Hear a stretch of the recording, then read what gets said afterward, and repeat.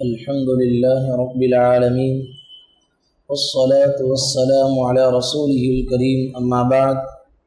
عن أبي سعيد الخدري رضي الله تعالى عنه قال قال رسول الله صلى الله عليه وسلم ما من عبد يصوم يوما في سبيل الله عز وجل إلا بعد الله عز وجل بذلك اليوم وجهه عن النار 70 خريفا.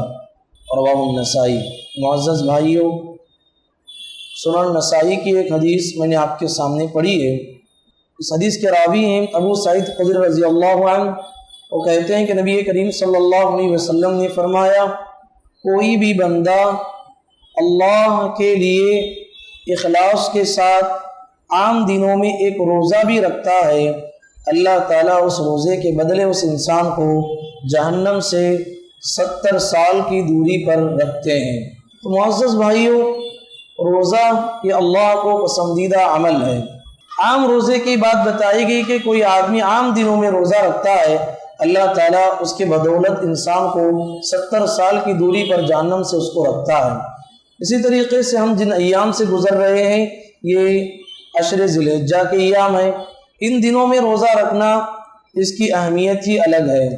اللہ کے نبی صلی اللہ علیہ وسلم نے فرمایا، ما من ایام العمل الصالح فیہن افضل من ایام العشر، یعنی ان 10 دنوں میں جو نیکیاں کی جائیں گی اللہ کے نزدیک بقیہ سال کے ایام میں سب سے زیادہ افضل ترین ایام اور سب سے افضل ترین اعمال ہوتے ہیں.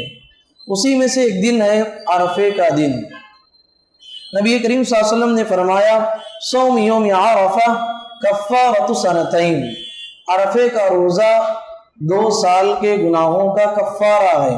ایک روایت میں کہا کہ پچھلے 1 سال کے گناہ معاف ہو جائیں گے اور اگلے 1 سال کے صغیرہ گناہ معاف ہو جائیں گے. اس لحاظ سے عرفے کا روزہ رکھنا چاہیے. معزز بھائیوں، یہاں پر ہر سال بہت سارے لوگوں میں اختلاف ہوتا ہے. بہت سارے لوگ اختلاف پیدا کرتے ہیں. اختلاف یہ ہے کہ کیا عرفے کا روزہ جہاں حاجی وقوف عرفہ کرتے ہیں، میدان عرفہ میں رہتے ہیں، اس کا لحاظ رکھتے ہوئے روزہ رکھنا ہے یا 9 ذی الحجہ کو روزہ رکھنا ہے. دیکھیے، علماء 2 حصوں میں بٹ گئے ہیں، دونوں کے پاس دلائل ہیں. پہلی بات یہ ہے کہ جن علماء نے یہ کہا ہے کہ عرفے کا روزہ جہاں حاجی حضرات عرفے کے میدان میں وقوف کرتے ہیں، ٹھہرتے ہیں، روزے کو اس عبادت سے جوڑ دیا، وہاں ٹھہریں گے تو ہمیں روزہ رکھنا ہے. انہوں نے کہا کہ اس کے اعتبار سے جب حاجی حضرات میدان عرفہ میں وقوف کریں گے اس لحاظ سے ہم روزہ رکھیں گے. ایک علماء کی ایک گروپ نے اس طرح کہا.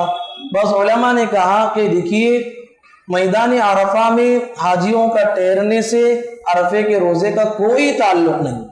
عرفے کے وقوف عرفہ میں جو حاجی حضرات ٹھہرتے ہیں اس سے اور 9 ذی الحجہ کے روزے سے کچھ تعلق نہیں ہے. اب اس کا نام صوم عرفہ کس لیے دیا گیا؟ دیکھیے، اللہ کے نبی صلی اللہ علیہ وسلم نے 8 ذی الحجہ کو یوم الترویہ کہا، 9 ذی الحجہ کو یوم العرفہ کہا، 10 ذی الحجہ کو یوم النحر کہا، اور 11 ذی الحجہ کو یوم النفر کہا اور یوم القر کہا، 12 ذی الحجہ کو یوم النفر الاول کہا، 13 ذی الحجہ کو یوم النفر الثانی کہا. عرفے کا جو 9واں جو دن آتا ہے عشر ذی الحجہ کا، اس کا ایک دوسرا نام ہے عرفہ، یوم عرفہ. یعنی اس کا نام صرف بدل دیا گیا ہے. دنیا میں جہاں بھی انسان رہتا ہے 9 ذی الحجہ اسے جب بھی ملتا ہے وہ روزہ رکھے، اس کے 2 سال کے گناہ معاف ہو جائیں گے. وہاں وقوف عرفہ کا خیال نہیں کریں گے، کیونکہ بسا اوقات دنیا میں جو ہے جہاں وقوف عرفہ میں حاجی رہتے ہیں بہت سارے جگہوں پر عید ہوتی ہے. اس لحاظ سے وقوف عرفہ کا خیال نہیں کیا گیا ہے، بلکہ یوم التاسع یعنی عشر ذی الحجہ کی 9 تاریخ کا خیال کرتے ہوئے ہمیں روزہ رکھنا چاہیے. لیکن یہ بات بھی غلط ہے، بہت سارے لوگ غلطی کرتے ہیں. دیکھیے، اختلاف تو ہے دونوں میں، اس لیے 8 کو بھی 9 کو بھی رکھ لیں گے. اب 8 میں 9 میں جو ہے اللہ 2 میں سے قبول کر لے گا، غلط بات ہے. عرفے کا روزہ ایک روزہ ہے، پیارے نبی صلی اللہ علیہ وسلم نے کہا آپ کو ایک روزہ رکھنا ہے. اگر آپ رکھتے ہوئے آ رہے ہیں، 9 روزے بھی رکھتے ہوئے آ رہے ہیں اس میں سے آپ نے 8 کو بھی رکھ لیا تو الگ بات ہے۔